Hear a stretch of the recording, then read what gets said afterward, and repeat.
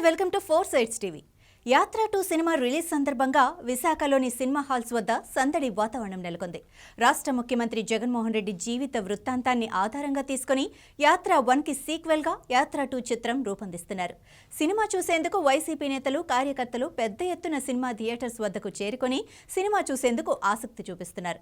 గాజువాక నియోజకవర్గ పరిధిలోని కన్య, శ్రీకన్యలో యాత్ర 2 చిత్రం ప్రదర్శిస్తున్నారు.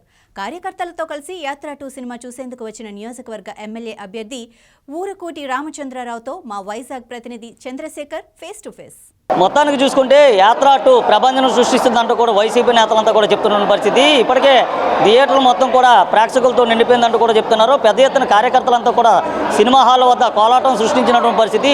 డప్పులు, బ్యాండ్ బాజాలతో ఇప్పటికే యాత్ర 2 సినిమాకు సంబంధించి పెద్ద ఎత్తున ఈ ప్రాంతానికి చేరుకోవడంతో మరోమారు రాష్ట్రానికి ముఖ్యమంత్రి వైఎస్ జగన్మోహన్ రెడ్డి అవుతారంటూ కూడా వైసీపీ నేత అంతా చెప్తున్న పరిస్థితి.